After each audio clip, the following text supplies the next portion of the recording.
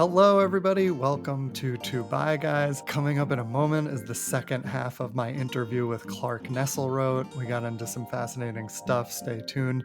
Just a quick announcement before we get to that. I am hosting a discussion series through Pride Month called Fluid Conversations. I've noticed how much there is to talk about around this concept of fluidity and related topics. People really want to talk about it and share with others. It's going to be 5 conversations, 1 hour each only, and it's totally free to sign up and join. They're all on different days of the week and at various times so that it's flexible for people to join regardless of your schedule at least once in a while. So the first one is Tuesday, May 27th, which is the day that this podcast comes out. So it's today if you're listening on time, at 4 p.m. Pacific, 7 p.m. Eastern. The topic for this one is coming out versus inviting in, and the idea that you don't owe it to anyone else to share this, but you might owe it to yourself. On June 5th, Thursday, June 5th, we're talking about fluidity, really understanding what fluidity means and finding your unique place on the spectrum of sexuality and maybe other spectrums. On Saturday, June 14th, the topic is integrating fluidity and queerness into our daily lives. The question often comes up, what does this mean? So I've noticed this attraction or I've come to this identity. What does it mean? And it can mean different things for different people, and it can be integrated in different ways. So we'll talk about that. On Sunday, June 22nd, we'll be talking about navigating the spectrum of relationship styles from monogamy to non-monogamy, polyamory, swinging, and everything in between. That one is already quite popular and has a few signups. I expect that might be our most popular discussion. And then on Wednesday, June 25th, we'll talk about being visibly bi, living proudly, and creating community in a world that erases fluidity. So how can we be more visibly bi as a community during Pride Month? So come check it out. Each of these sessions will only be 1 hour. Everyone will have a chance to drop in and share what brought them to the session and how they connect with the topic. I'll then give a short talk, 10 to 15 minutes, about my thoughts on the topic, and then we'll use the rest of the time for a group conversation. This isn't coaching, this isn't therapy, it's not a support group. It is just a friendly discussion group, and it's free, designed to create some community and get these conversations going. And this series is in part inspired by Clark, today's guest, because he has started doing something similar, monthly talks on a topic. And they're wonderful. And I love it. I love attending them. And so I'm starting a slightly different version of my own thing. And if you connect with what Clark has been talking about, go check out his discussion series too. Check out his website and his social media in the show notes, and you can join his series of talks as well. So now here is the second half of my chat with Clark. We continued talking a little bit more about his book, wrapping that up on kink. Then we talked more in depth about the meditation work that he facilitates and the stuff that he and I have connected over. Still a little bit in vague terms, so feel free to message either me or Clark if you would like to find out more. We also talked a bit about abundance and the reciprocity of the universe. And finally, we talked a little bit about the politics of the day, the dark times that might be ahead of us or that we are living through right now, and how to navigate that from a spiritual perspective and from a grounded place for you personally. And there's a little bit of bonus content on Patreon. We talked about AI and really interesting stuff about that. I mean, we started with just how we use AI, but then it really morphed into like a bigger conversation, and there's some spirituality involved with AI as well that we got to. So check out patreon.com/Robert Brooks Cohen for the bonus content and for full video of all of these episodes. And whether you're listening there or elsewhere, enjoy the rest of this interview now with Clark Nesselrodt.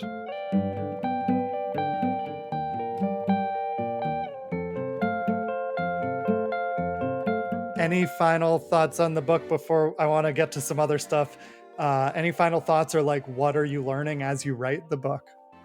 I want to bring it. I think we've made this point, but it's coming through right now, and I just want to say it. At the bottom line, learning to control our urges, learning to. I'm feeling like doing this, but I know it's not in my best interest, so I will choose not to. Becoming someone that has the muscles strong enough to be able to make those calls and choose to do this, not that.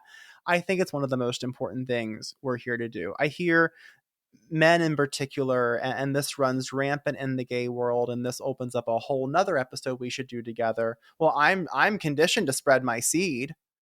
You were conditioned to spread your seed, absolutely. Mm. And you are here Hmm. to evolve and transcend by learning how to keep your dick in your pants. And none of this is puritanical. As I say in the book, all of this has led to the best and most meaningful sex of my life. So it's not that any of these things are bad. It is just whether it is sex or food or drugs or codependency, whatever it is, when you don't have the ability to to to transmute an urge and not act upon something just because it is showing up in your field, that is true vulnerability in this life. So it's really not about the wheelchair or the sex or anything else. It's about gaining self-control. Yeah. Cool. I love that. That really resonates. And I'm learning that writing a book is hard as shit. You Uh-huh. can have all the insights, you can know these things, you can have a skill with words and writing as I do, and just the volume of information and the editing process, like it takes a lot of persistent effort, and it can take you into the heart of your self doubt. I had a Wednesday last week where I scanned through the book and I thought it was the worst thing I had ever done and that I had wasted the last year of my life. And the very next day, I was in ecstasy going, this is just the best thing ever. So it Yeah. is like being in a mental breakdown at all times. And I love it. And I'm so grateful to be where I am with it. And I'm really grateful that something shifted for me in this last, I would say, 2 weeks. It's been very recent where the book has gone from this thing that if I'm lucky, I might get to pull off, or if someone deems it worthy, then it might be able to come into the world. This train has left the station. The bullet has left the gun. It's part of why I wanted to talk to you. This Yeah. story is in its vitality in my life, is its vitality to help others. Ain't no publisher or agent going to stop me from getting this thing out there. And so I'm grateful to be in that place of confidence. And I'm heading to Hawaii for a few weeks to finish. And I look forward to, I sent my first agent query yesterday, and I'm looking forward to getting into the era of this that is not seeking permission to tell this story, but just being out there telling the story. So thank you for giving me Yeah. a venue to do this publicly for the first time, because metaphysically, energetically, doing so marks a huge moment in the journey. So I'm honored you're a part of that Cool. with me. You're very welcome. I love that this is the space where you're sharing it for the first time, and I can't wait to read more and for it to be shared widely. You'll have to come back later when it's published, or maybe many times in between them, because there's so much that I want to talk about Yeah. that we're not going to get to today. But yeah, I mean, I know like writing a book is so hard, and my book was mostly other people's words, and it was still so much Hmm. work Hmm. to wrap my head around.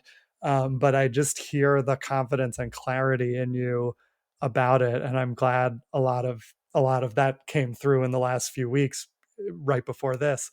Yeah, you can feel that stuff when you're working on something that you really feel deeply inside you, and that just has to Hmm. be out there. It's different than when you're writing, and I know this from experience. It's so different from writing what you think will sell and what you think other people want to hear versus what you know you need to share. It's just a different energy. Yeah. 100%. I was getting so caught up on like, well, I want to write it this way, but this person that read it thinks I should say it this way. And I had the insight on Sunday of just like, those are all just choices. Like none of that is actually going to affect whether or not the story gets out there. So just do Yeah. what you like and move on. Yeah. Love it.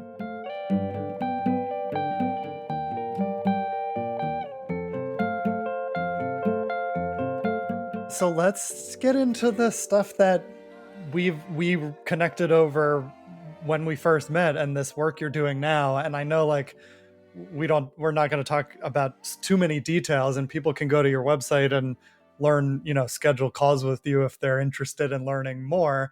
But you've had a history as a spiritual leader, and I know you've told me like you found this work or it found you and it's felt right, but that you've been doing things like it in the past too. So tell us about like your sort of career and how it's led you to what you're up to now.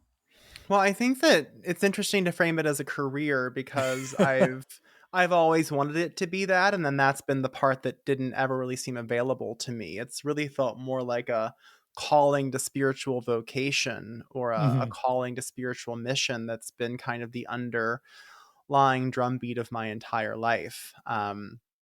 So it began in a good old fashioned Presbyterian church where, as a kid, I dreamed of being the one in the pulpit. And, while all of my other friends were doing kid like things, I was like imagining running for like the church, like governing board to like be the first like 10-year-old member of the church council or something, which is just that's Wow, just who I've interesting. been. Huh. And then when I was about 15, 16, my best friend's mom was an Episcopal priest and they invited me to church with them. And I'd always wanted to become Catholic. I just like, I loved, in hindsight, I have always been drawn to ceremony. I've always been drawn to pageantry, and where that ceremony and pageantry meet up with those divine frequencies, like I have just always been in awe of all of that. I mean, even watching the Pope die right now, it's like watching these ceremonial rites, like it really lights something up in me. Hmm. Um, and the Episcopal Church gave me a much easier access point to all that because I didn't have to convert to Catholicism and go through all of those things. And the Episcopal Church brings all of that to accessibility without some of the unpleasant aspects that I have found tied to Catholicism. So, as always, when I go deep. I instantly decided I was going to be a priest and went off to college as a pre seminarian and had no greater aspiration than to be a priest. But Sex in the City had a deep impact on me, and I decided to be Samantha Jones instead. So I went off and had a career in public relations in New York City. But all Oh, the oh, the while, public relations, not having sex with everyone in New York it was a City, blend. I or guess it both, was a a little of both. blend. I was Okay. never that bad. Um, but then in my mid 20s, after I had my 7-year relationship that spanned from college into my early 20s, and I had another like little 6-month fling. And my best friend handed me a copy of Marianne Williamson's Return to Love.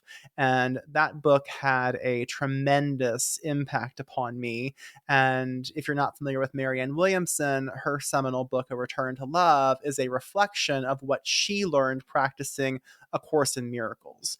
And A Course in Miracles is a very well known, very sort of infamous in the spiritual New Age space.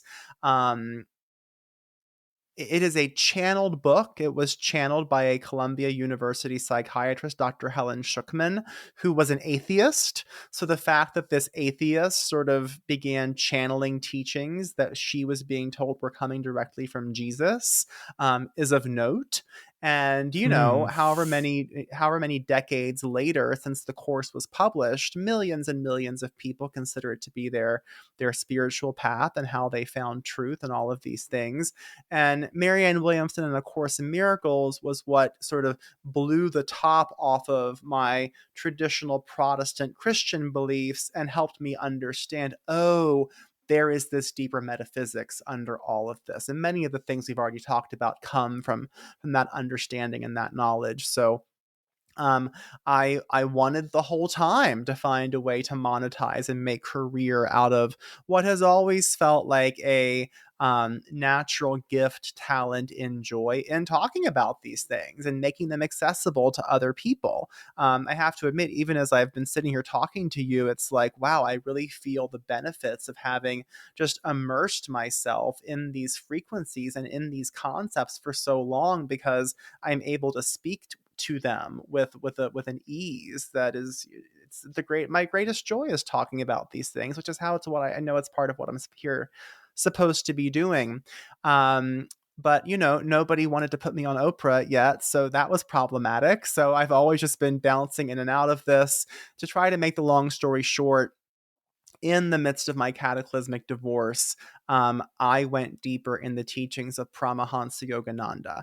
And Yogananda was an Indian mystic, a Hindu from India, that came to the US in 1920 to teach something called Kriya Yoga. And Kriya Yoga is a very specific, scientifically backed meditation technique that was expounded in the great Vedas of India, like thousands and thousands of years ago. The rishis were bringing this forth as like a truly potent meditation technique to help save humanity and link us back to the divine. And that's what Yogananda was here to share. And I'm sure I'm butchering some of those details, but take the spirit of it, not the details. And practicing Kriya Yoga for 7 years, stone cold sober, just living half my life as a dad and half my life as kind of an ascetic monk, practicing this meditation practice. It has it has recoded me and elevated my vibration and given me access to those higher frequencies, which is how I have done everything else we have talked about in this interview so far. Wow, beautiful. And I'm reading Yogananda's autobiography thanks to Ah, you, and it's oh, oh amazing. my god, fascinating. And like I'm believing in stuff that I didn't used to. I like think it's real. Like I always thought of God is an idea, and Hmm. like I believed in God in the sense that I believed in this idea, but I view it differently now. Like I don't think it's just an idea. I mean, it's there's real stuff happening. And I was just at actually the Self Realization Ah, Center on Mount Washington on oh, my, and two you two didn't days come ago. and you didn't come by, how dare you, we live 5 minutes away, and I it's know. why we live here, and I feel a devotional obligation to say Yogananda is not just the author of this book that I like, or the teacher of this meditation technique that has served me, he is my guru, and guru is a word that our society does not understand, and if I hear one more person bill themselves as a technology guru, like, we should not be using this highly sacred word in a worldly context. A guru is a divine being that exists between the divine itself and humanity, that is here not just to teach us good principles to live a better life. They actually take responsibility for us. They actually say, I will not rest until this soul has made it all the way back. And this is not about salvation. This is not about not going to hell. We're in hell right now. But there is an element of when the divine fractured itself out into all the infinitesimal pieces that have made the planets and the stars and the animals and the birds and the humans, we, as I understand it, and this is highly reduced down to simple terms, we are on a mission back to wholeness in that divine being. We are trying to organize all those scattered pieces and put like with like, and we're on this billions of years divine cleanup mission to get back to all just we're all back one with the divine. And gurus like Yogananda say, I'm not stopping till every single one of my people is back there. And, Yogananda says that when you attune yourself to a guru and you offer that devotion and you have that connection, life becomes easier because 25% becomes right now it's all on us. Like, we got to, when you don't believe in this stuff, when you're just out here white knuckling it on your own, it's all on you. When you come into awareness of these things, when you have the courage to trust them, when you offer them your devotion, all of a sudden it's 25% your effort, 25% the guru's effort, and 50% the grace of God. So now you can really pick up some steam with your efforts, because you're having to do so much less to actually get so much more accomplished in terms of burning karma, gaining higher frequencies, all of these things. Interesting. I used to look at, the altars of these gurus and think it's like idol worship or something. And I've Hmm. really come to a different understanding, especially being in your home and seeing how much of that there is and feeling something different, especially lately when I saw Yogananda up there when this weekend I didn't think idol worship at all. I felt this connection and the smile like went into me in some Yeah. way.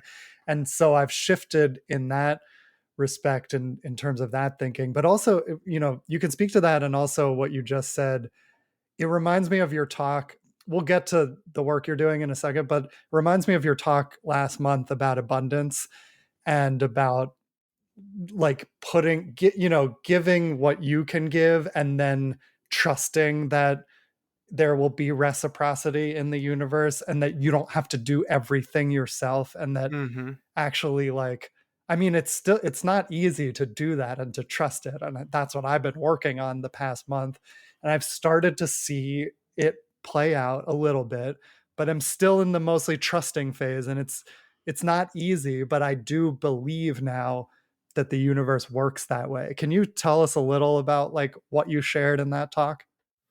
Oh gosh, where how do I dive into it? Feels like a bit small pivot.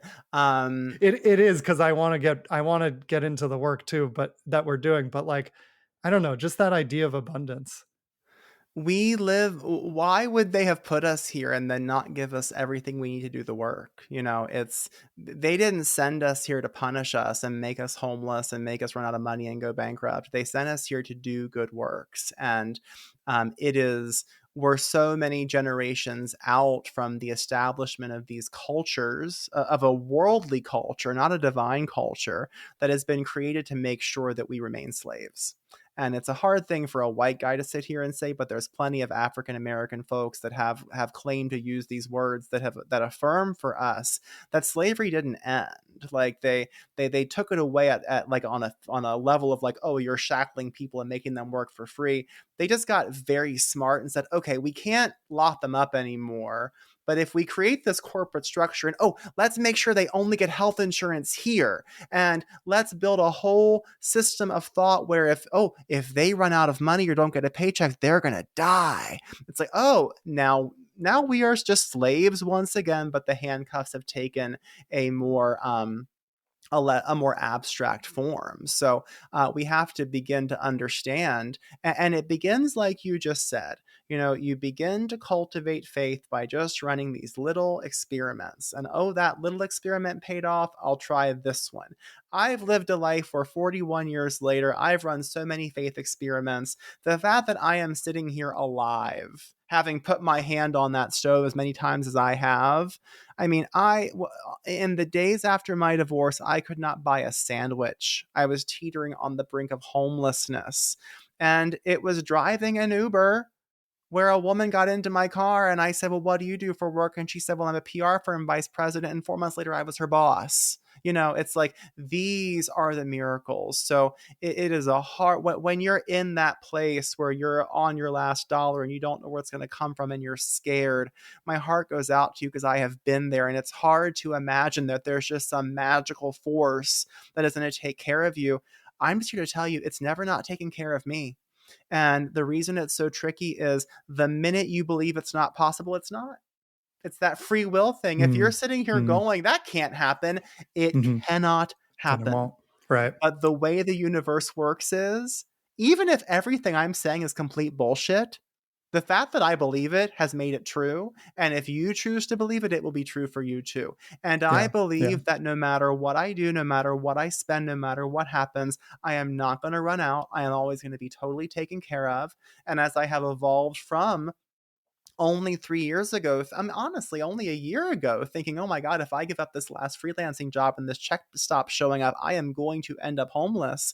Somehow, a year ago, I cut off my financial income and I still have plenty of money in the bank. Like it's all mhm, just mhm, continued to sustain itself, and those channels get greased and this whole process gets facilitated as we are also rising into our highest purpose. The universe is not going to send you magic etheric checks for sitting around jacking off eating Doritos all day. I'm here doing the work to transform humanity. So I'm covered. Like I'm on a divine pension here, and there's a deep responsibility that goes into maintaining that flow, but it's out there. And, you yeah, know, it begins with the simple notion of we have to get out of victim mentality. This notion that any external force could come and take something away from us or hold us down or keep us from getting, that's the piece we've been conditioned to believe. And so I'll give you and our listeners a tip. Step one is to say out loud, I recognize nothing is ever happening to me. It is always happening for me. Mhm. You have just totally changed the vibration of your life by acknowledging there is purpose to all of this. And if Yeah. everything is always happening for me, I trust everything is always working out for me. Because everything, even if I have to walk through a very dark forest to get there, I've only ever gotten through the forest, even through Yeah. my bumbling idiot efforts. And so Right. you just there's a whole process for to beginning to recode your vibration around these things. And then it's like, oh, the week my marriage ended and I couldn't buy a sandwich, I hadn't worked in PR for 10 years, and yet I got a random call offering me 5K a month for a PR job. Mhm. And it's Mhm. like you just you my dear friend George, one of the great saints of our times, and a real expert of this kind of thinking, he just calls it your thimble. You're always just filling your thimble with these grains of rice of like, "Oh, it worked out. Oh, I tried and it worked." And Mm. slow enough, you Intimate. fill that thimble, and now you just trust. Now it's Yeah. like, I might have a dark day where I stop believing, and listen, I am Mr. Abundance. I'm the one that gets paid to help people with all this stuff. I had a couple of days last week where I was convinced we were like all heading down south. Like it was Mm. not going to work out. The whole gamble had, and and my talk tonight is about recognizing there's no difference in that thought that pops up and the, oh, maybe go be with a guy in a wheelchair thought that pops up. It's just Mm. a conditioned habitual thought. And you learn to recognize that not as some voice of truth, but as a voice of bullshit that is just on repeat in your head. And now you just objectively learn what, oh, when those thoughts begin to arrive, I do these things, and these things raise my frequency. And as I raise my frequency, these lower vibrational thought forms literally get pushed out of my field. I learn to breathe deeply for a few days until that cloud passes, and now I'm fine again. Yeah. Interesting. All of that. It's this trust of like that these, things happen for a reason and that we're meant to learn from them and grow from them. And that was like one of the deepest insights I've had in a ceremony with you is like feeling this energy of the universe and that it's holding me and that it's supporting Mhm. me and that it's always, always there, even at the darkest moment. And that I've never fallen yet. Like it's held me there somehow this whole time. And to just trust that that is there no matter what happens, no matter how dark it gets.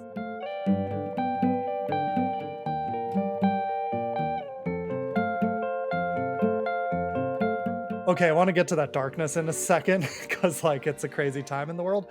But I pivoted and I want to ask you to share however much you want to share about like the ceremonial meditations Mhm. that you currently facilitate. Yeah, tell us about that however much you want to share. Sure, sure.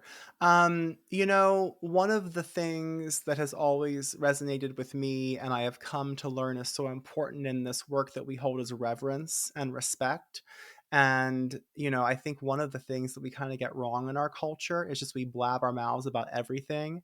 And part of what makes this work so magic and makes it so potent is it's not the kind of thing we talk about in mainstream media. It's not the kind of thing we talk about on the airwaves. So give me some grace as I now talk about this in very broad terms, because if this work is called for you, there is a calling in your heart that you can feel right now. And you've already found yourself with access to two guys, Rob and Clark, that can tell you everything about this world.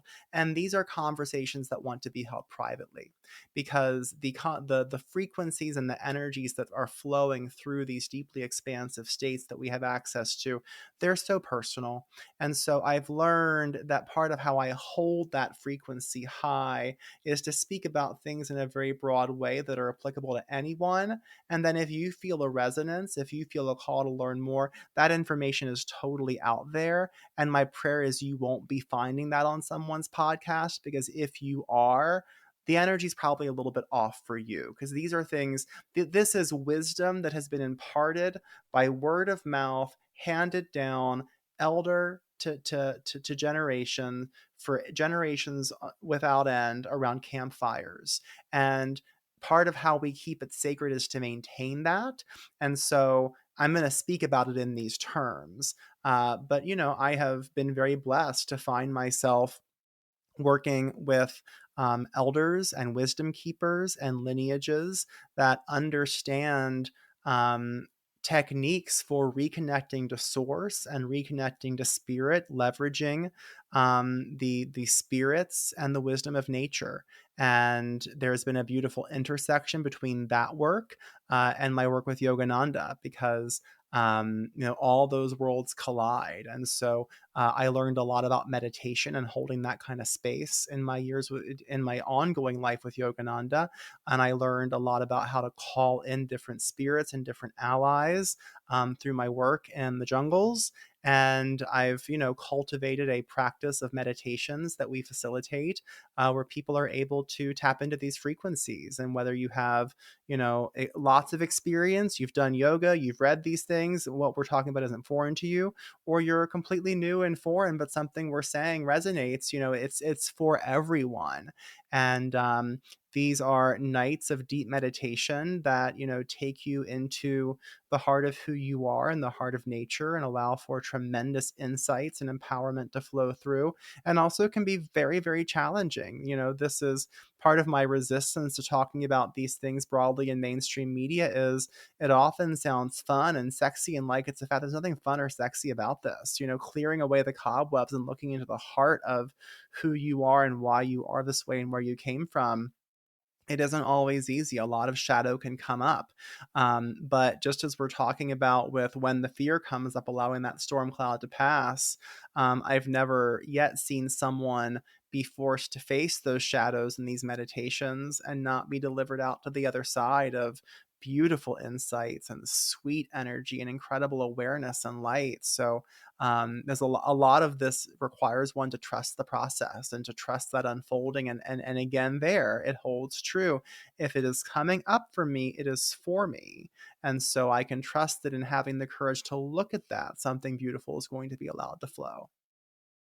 Yeah, well said. If you're feeling called by any of that, contact me or Clark and you can learn more.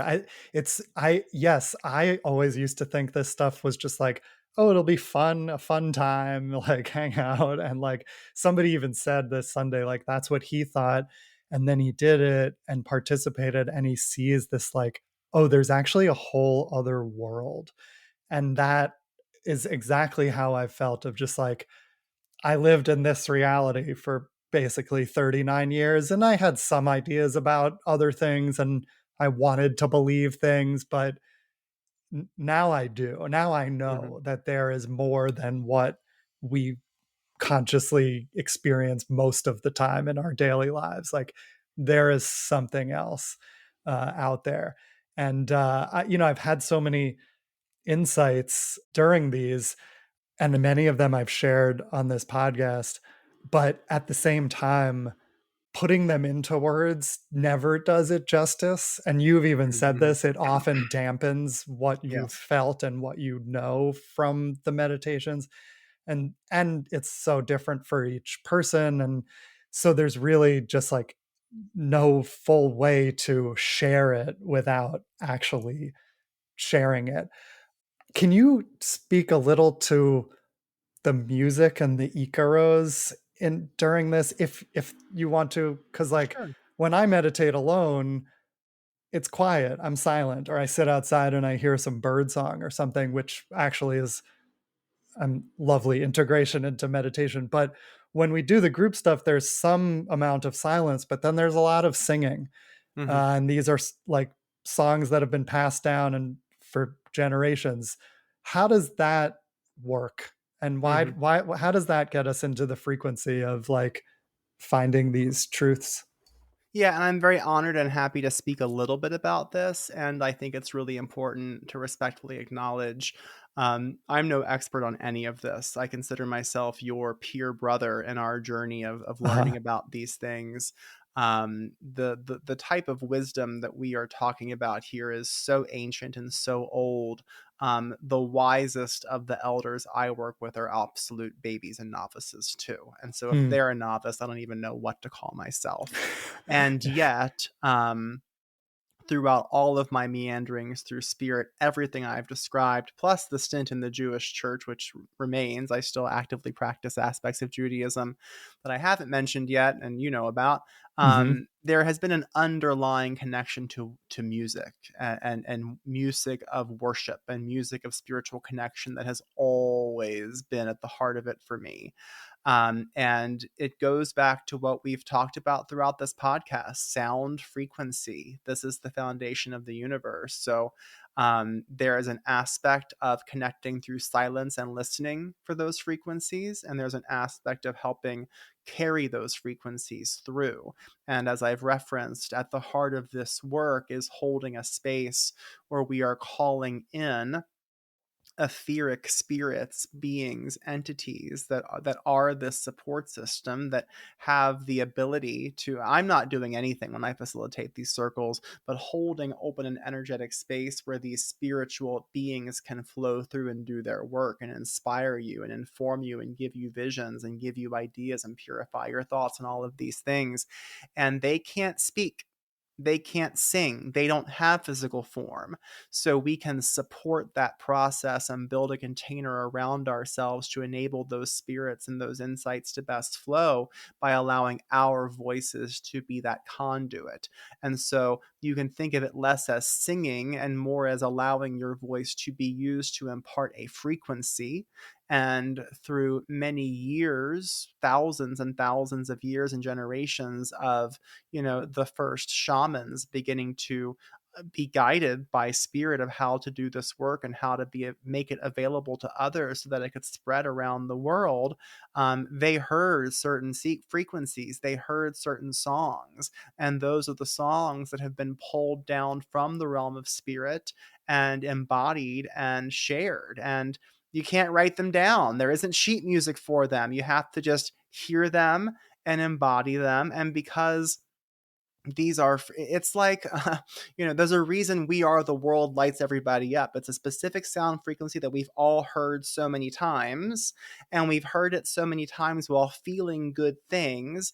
And so there is a golden chord of frequency that is We Are the World in this universe. And when we sing it, when we hum it, when we watch the documentary about the night it was made, we are tapping into that golden chord. And that's the power of sound, of music. Mhm. So Mhm. these Icaros, each one of them represents its own golden cord shooting off to eternity and infinity, because a sound vibration never stops. It only increases in its magnificence as it travels. When we call in these songs that have been spiritualized through the ages, we're tapping into that. And I consider myself very blessed that, just as in high school when I walked into a Spanish class and 2 years later was fluent, my ear just got it. I felt the conjugations in my mouth before they were taught. Maybe it was a past life thing, I don't know.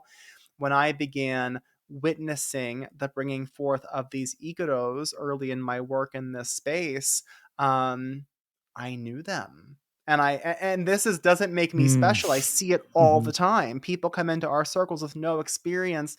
I start singing an incredibly obscure song they couldn't have possibly, and they're singing it with me. It's like, oh, Mhm. their soul knows. Their Mhm. soul knows. Yeah. Um, and I get to have so much fun because I love these songs so much. I've I won't even get into the power of these songs. They're big, they're powerful. If you think Harry Potter Yeah. has some magic, wait till you hear these songs. And Yeah. I'm very blessed because I have new songs that flow through me. Everyone that, well, I wouldn't say everyone, I don't know that, but some that do this work and carry this work, the spirits will speak through them and give new songs because there's a personalization to it. I might be a little bit off in my next statement, but just take it with a grain of salt. I'll never be as powerful in my ability to support someone in their process singing someone else's song that I've learned as I will be singing my own song that spirit has given me. Hmm. And in 2 years doing this kind of work, I think I've downloaded like 50 of my own songs, to the point Wow. that I can't even keep track. Like, I'm just like trying to teach. They all came through me, but like I'm trying to learn them now so I can actually hold on to them and repeat them when we're working together. So Mm. I just love them so much. And it's a really and, as someone who has aspired to record music and be on stage, and I thought I was gonna be a country star for a while, and even now I'm writing music and, like, in discernment about what role my voice is wanting to play in that process. It's really cool to be like, "Oh, all of that was just getting me ready to do Yeah. this." And whereas I wanted to, like, use my voice in this big powerful, it's like, no, it's the quiet. Yeah. It's allowing that frequency to come without all that ego that allows that real purity to flow. Interesting. There was actually a song that was stuck in my head the other day, and I mentioned it to your partner, and he was like, and I was like, "Why didn't we sing that one?" And he was like, "Oh, that's one that came through for Clark." And I didn't even know that. I had heard you sing it, but I didn't know it was like one that came through you, and it stuck with me. So that's Mm. interesting that you say that the ones that come through you specifically have that power. And yeah, I mean, the songs are magical. Like every time I'm just like, there's always a moment or many moments where like the songs click something into place. You don't even have to try. If you just sing and do that, stuff comes through it. And I'm always so amazed that that happens. And only more recently have I started realizing and connecting that like music can be that in general outside of Mm. these Mhm. meditations. And maybe not every single song is a guiding light to the truth, but that's what music can be. And there's so many people I think who may never do the kind of work we're doing, but who feel something when they listen to music, or Oh, who are musicians and absolutely. that it's coming through them in the same way regardless of how they get to that connection. And that's what music can do in this world. Yeah.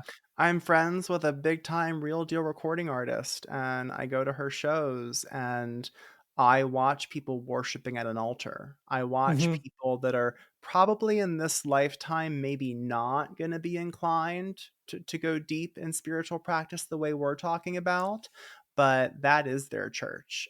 Yeah. And there's Yeah. no difference in the power of that sound vibration being healing and transformational for them in their life where they are in their karmic dharmic path. That's the upper threshold, and that's why we have fan culture, Mhm. Yeah. hyper fans of pop stars are no different than spiritual junkies. They're just Yeah. worshiping at a different altar. Yeah.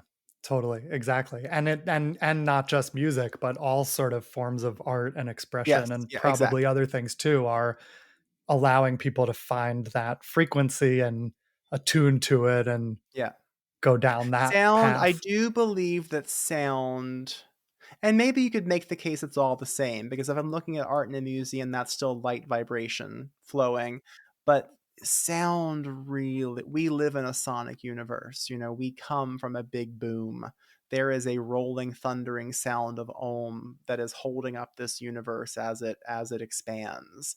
And so there is something about music, and I'm not to make one better than the other, but Yeah. music's where it's at, man.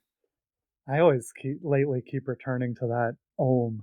Like something Mhm. about it has been calling to me, and like stuff's come through for me about the finding the baseline, like, and is, maybe that's unique to me or where I'm finding Mhm. my role of like, Mhm. I sometimes actually, I realize this in the ceremony, like in my coaching practice, like some of my clients, when they speak, they're, it's like this kind of scattered melody, and some of it kind of makes sense, and some of it is a little dissonant. And I've realized when I will reflect back what they've said sometimes, and I'm kind of like, in a way, I'm just like finding a low note. I just got this thing, like, Mm. and I'm Mhm. kind of, when I reflect back, I'm going like, is it that? And then they'll talk, and I'll go, oh, maybe it's this. Mm. And I've found that like maybe that's sort of my role, and maybe in coaching, maybe in a bigger way. Is it like, is it that? Does that fit with what you're Beautiful. talking Uh-huh. about? And I don't know, that metaphor has come to me, and it's really resonated of just like hearing what's going on and finding the baseline, and making it fit in some way, and then that can help people kind of go, okay, yeah, this is it, and Mm, then mhm. continue the melody with that Yeah. solid bass line there. It's Does that make powerful, any sense? Rob. Yeah. You know, Yeah. it makes perfect sense. It's great.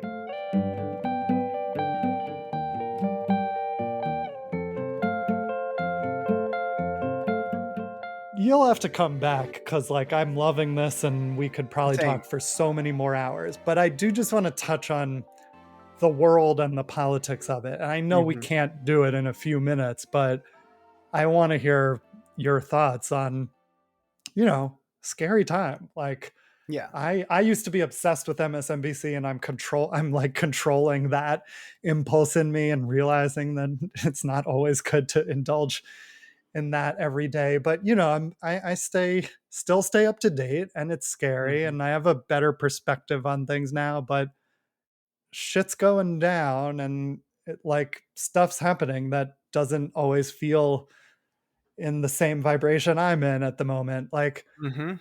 how do you look at that, deal with that? Like, how can we approach this stuff that's happening and that's coming? Because there's dark stuff coming.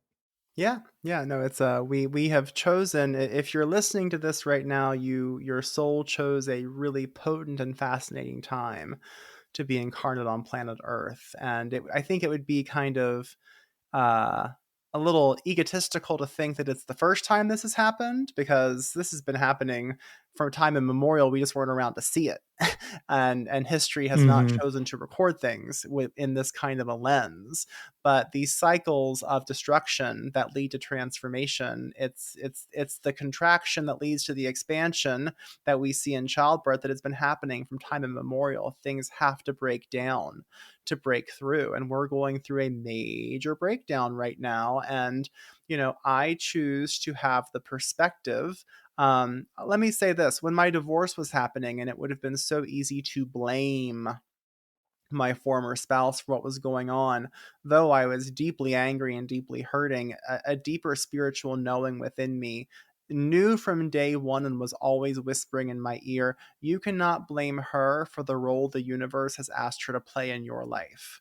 And this all links directly to this core foundation of whatever this is, it is happening for us, not to us. And my biggest beef with what I'm seeing out there in culture right now when I dip onto social media or I walk by a TV where the news is playing. It's all just blame. It's all victimality. It is all like, these oppressive forces are here doing these things they should not be doing, and so I and we and they are suffering. And that is true at face value. I'm not questioning Mhm. any of this, and please let me be very clear. I don't condone, support, or like anything of what I'm seeing happening out there.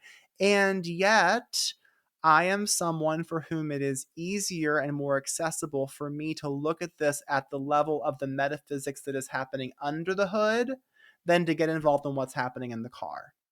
And so there are people whose karmic dharmic path in life right now is to be very much involved in what's happening in the car. They're in the media, they're in politics, they're leaders, like they are in a productive place to be able to take on these challenges at the level of the effects of them.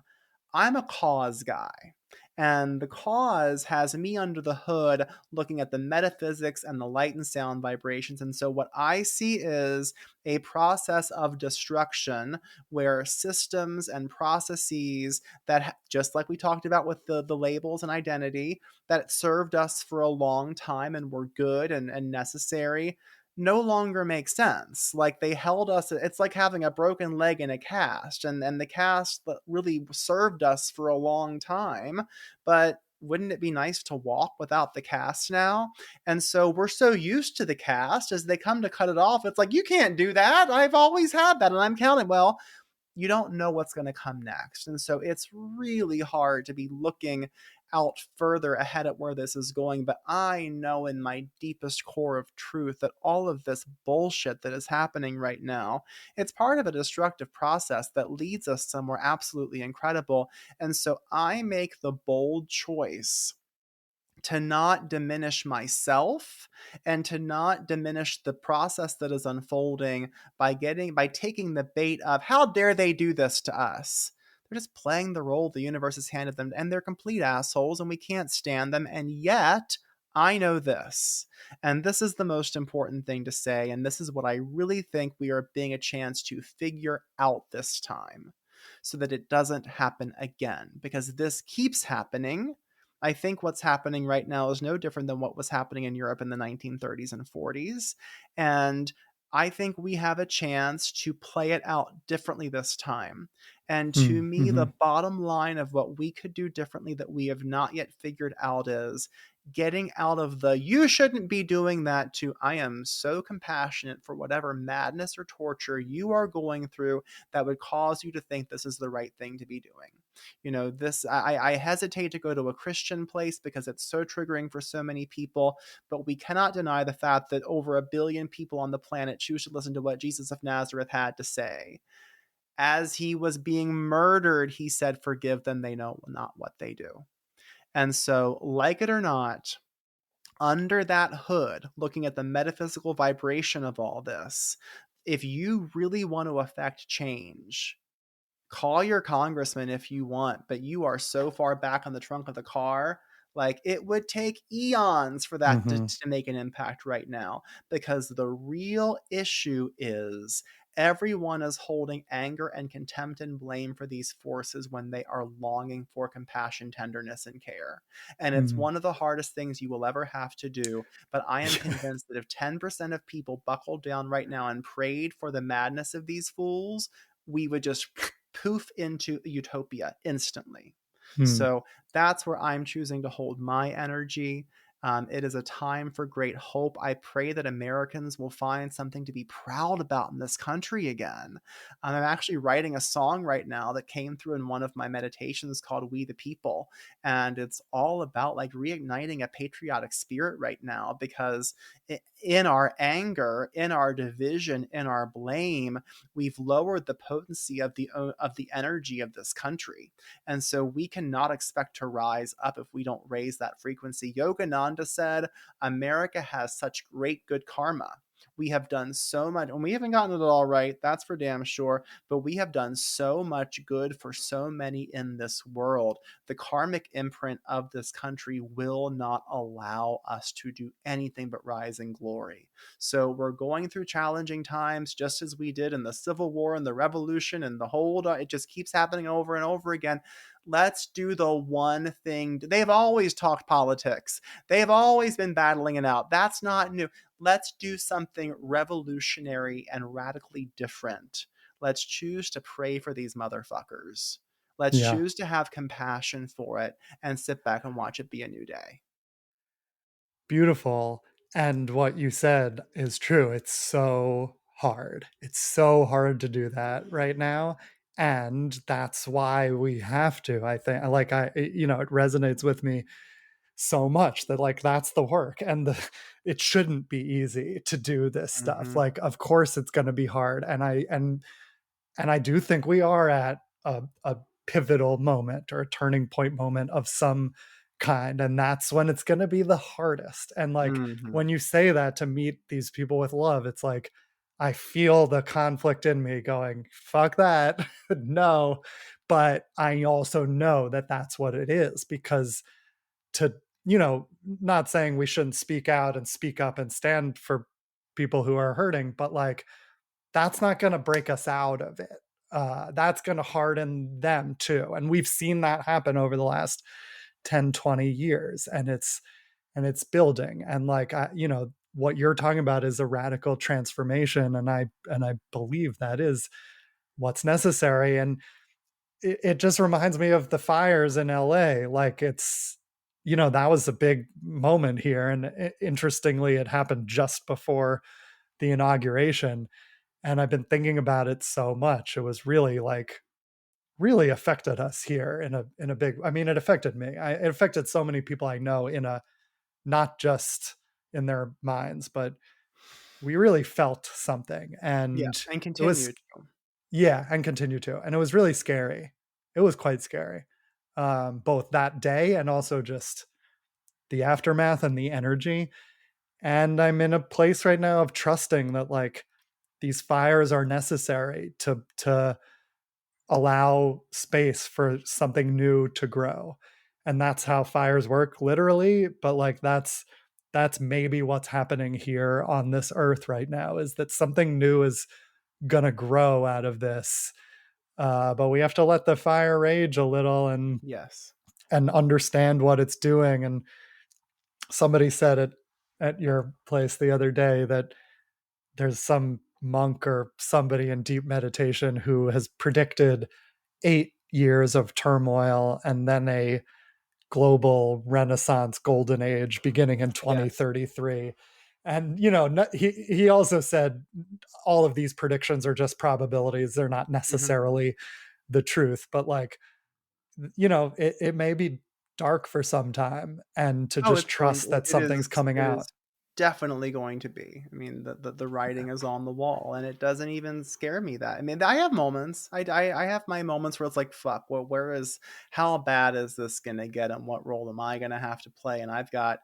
I've got all the courage in the world, but I've got 2 kids in the next room, like, what's it gonna be like navigating this with them, and Hmm. all of these things. So I'm a human. I get it, and I get to show up in my power on a podcast and talk confidence. But like I melt down too. I get it. It is Yeah. scary, but therein lies the faith, Yeah. and it's these are not random isolated things happening. There is a single wind of change blowing through our world right now that is the fires and the politics of it all. Like it's all linked together. And I've done enough and I have seen enough to know that wind never doesn't then carry away the clouds and bring around the rainbow. It's like the story of the flood. These Hmm. metaphors are there for a reason. They really mean Yeah. something, and the rainbow always comes, and we gain so much for ourselves, and we do so much for the future of humanity when we recognize all we have to do is know it's not an accident. It is actually happening for a reason. It is happening to you, not for you. And here's the thing: be gentle with yourself and start small. It's the people like me that have been working at this for 40 years will be the ones praying for Trump. If that's too hard for you right now, if that feels impossible, do not feel any shame for that. Do not feel bad about that. Let yourself feel good to be where you are because you cannot cultivate compassion for another until you have it for yourself. So if Mm. that feels difficult, cool. Why don't you try being compassionate to your partner or your mother or your neighbor? Again, you build these muscles slowly. Trying to pray for the government right now is like walking into a CrossFit class and like trying to deadlift the heaviest thing. I don't know where that metaphor came from. You would have to take a smaller weight and build up to that. So, let me be the kind of inspiration for what that could let me set the tone for where it would be good to head one day. But just take this: what can you do to be more compassionate to others in your life, in your world today? That will cultivate the skill to then be able to raise that to the level of the darkest darkness that we're facing right now. Yeah, exactly. Well, and it goes back to where we began this conversation. And I feel like you've invoked RuPaul. So I'm going to say it. If you can't love yourself, how the hell are you going to love anybody else? Yeah. And that's where it begins. And maybe many people are at that place. And like, that is, you got to start here. And then it can go outward. And it will. And a lot of the work we've done has shown me there are so much bigger things than our government, our president.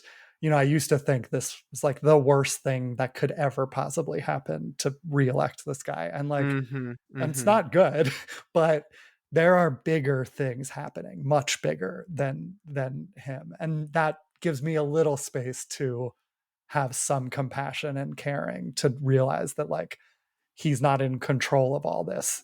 He's like a tiny piece in a giant, giant puzzle Yeah. that is holding us and unfolding as it always has and will. And one of the unfortunate effects, beautifully said, and I totally agree. One of the unfortunate byproducts of of the media, of sort of the cable news media, and also social media, is it keeps us hyper focused on something 24 hours a day that is meant to float across our awareness a few times a week. And Mm, we actually over index on our compassion and concern for others to the detriment of our own self focus. mm, There's a principle I like to invoke: when the building is burning, don't stand and stare at it, you know? And mm, so right now, a lot of people are unknowingly using the darkness in our country as a scapegoat to ignore their own problems.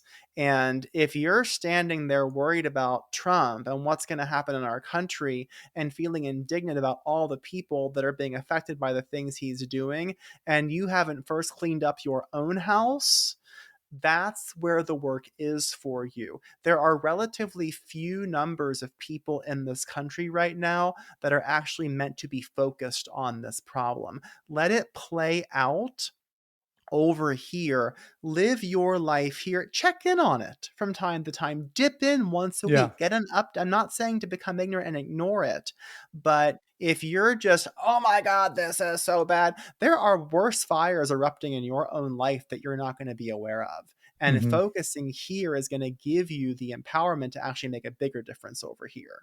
Right, right. Focus on what you can affect and control. Yeah. And trust that the rainbow will come, as you said. Amen. Well said. Yeah. Nice place to end. There's I so think much so. more we'll talk about in the future. You'll have to come back. Good luck finishing up the book. Keep us posted. Thank you. Thank you. Yeah. Thank you so much for being here, Clark. Stick around for a second, but I love you. I appreciate you. I love you. And You're doing thank great you work. for It's fun to see you in this element. yes, thank you for bringing me into this world, and I look forward to the continued journey. Amen. Thank you. Two By Guys by One By Guy is produced and edited by me, Robert Brooks Cohen, and it was created by me and Alex Boyd. Our new logo art is by Caitlin Weinman. Our music is by Ross Mincer. To help support this podcast, visit patreon.com/Robert Brooks Cohen. You'll get full video episodes, early access, and bonus content. Visit robertbrookscohen.com to learn more about my coaching, my book, and my stand-up comedy. And thanks for listening to Two By Guys by One By Guy.